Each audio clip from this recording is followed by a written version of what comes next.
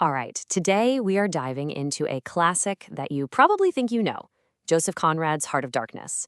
But we're going to look at it through a totally different lens. We're unpacking a really fascinating scholarly take that says this story isn't just about a trip up a river in Africa.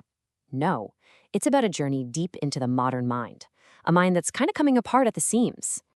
For more than 100 years, the way we've talked about this book is pretty simple, right? It's always been framed as this big showdown, civilization versus savagery, the so-called civilized folks from Europe bumping up against the savage wilderness. It's that classic light versus dark, order versus chaos thing.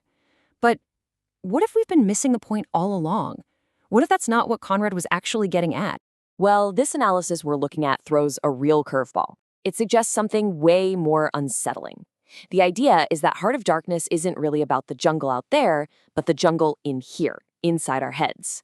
It's like an early hand-drawn map of modern consciousness, a map of what the article calls the metaphysical void, that chilling feeling of being completely adrift, cut loose from any real meaning in a universe that just doesn't care.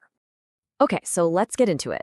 The first big idea is what the article calls the geography of nothing. And it's this argument that the setting, the actual landscape Marlowe is moving through, isn't just a dangerous place. It's a place that's fundamentally pointless. It's like the physical world itself is mirroring a moral order that's completely falling apart. And Conrad gives us this incredible image that just nails this idea. Remember this? Marlowe sees a French warship just firing its cannons into the continent, into an empty jungle, for no reason. It's pure, pointless violence, aimed at absolutely nothing. This isn't empire building. The article calls it colonial absurdity. It's this chaotic, nihilistic machine that's just going through the motions, with zero real purpose behind it all. So there's a term for this state of being, and the analysis calls it existential liminality. Think of the Congo in this story as a kind of third space. It's this weird in-between zone where all the old rules, all the moral codes from back home in Europe, they're just gone, but nothing new has popped up to replace them. So the characters are just floating, suspended between a world that's dying and a universe that's totally indifferent. And once you start looking for it, you see the signs of this collapse everywhere. It's in the little things. Marlowe can't fix his boat because there are no rivets. He keeps seeing these sunken, rotting steamers just sitting in the river. And these aren't just logistical problems, right? They're huge metaphors for a society that has totally lost its purpose. The whole imperial machine is still chugging along, but it's running on fumes, on habit, not on any real drive to build or create. Now, living in a landscape like that, so empty, so pointless, it's going to put some serious pressure on your mind. So naturally, the focus of the story and where we're going next shifts. We're moving from the chaos out there in the world to the chaos brewing inside the characters' heads. Here's a really cool concept from the article, the acoustic landscape. The idea is that the silence in the jungle, it isn't just quiet, it's not peaceful. It's described as implacable, like this heavy, powerful force that you just have to fill. So what do the characters do? They fill it. They fill that deafening silence with the sound of their own voices, with the noise of their own egos. And the master of this, of course, is Kurtz. I mean, we always hear about his writing, but his real weapon? It was his voice, his powerful oratory. In a place where there's nothing but this crushing silence, his voice becomes the ultimate tool of power. The jungle basically turns into a giant echo chamber for his own mind, taking his own quiet internal thoughts and amplifying them into this destructive, tyrannical roar. So this intense psychological pressure forces people down two very different paths. You've got Kurtz, who goes for what the article calls total integration. He just lets everything merge. His thoughts, his darkest desires, the jungle itself, it all becomes one, and he turns into this terrifying godlike figure. But then you have Marlowe. He survives by doing the exact opposite. He uses compartmentalization. He builds walls in his mind, keeping his job, fixing the boat, totally separate from the moral horror he's witnessing. The article even calls it a form of cognitive dissonance. And this leads to a really provocative, even kind of a chilling conclusion. Marlowe's famous restraint, the thing that supposedly makes him better?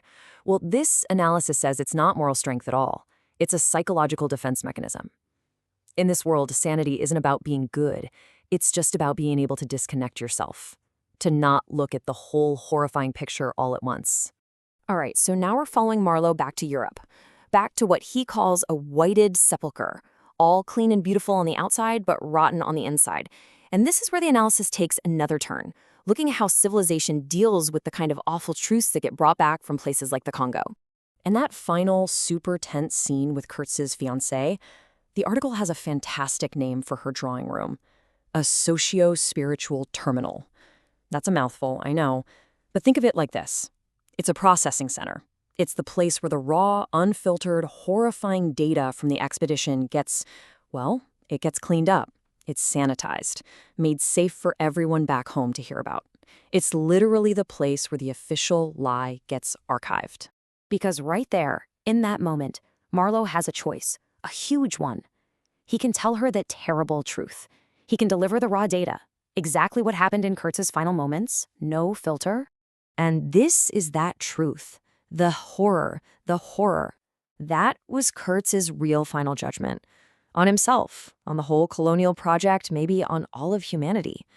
This is the truth straight from the void. And it is awful. It's terrible. Or he has another option. He can sanitize it. He can swap that terrible truth for a beautiful illusion. Something that civilization can comfortably digest, file away, and never question. And that's what he does. He tells the lie. The last word he pronounced was, "Your name." And with that one sentence, he chooses the illusion over the reality. Sure, he protects her, he keeps her world stable. But in that moment, he also guarantees that the official story, the Library of Civilization, as the article puts it, is built on a lie. It's a fraud, hiding a deeply suppressed truth. So where does all of this leave us? Well, the ultimate argument here is that the reason this book has so much power, why it still haunts us, is because it gives us this incredibly detailed map of the darkness, but offers absolutely no cure for it. Ultimately, the journey wasn't about charting a river or conquering some territory. It was about stumbling into the discovery that the real heart of darkness isn't a place on a map.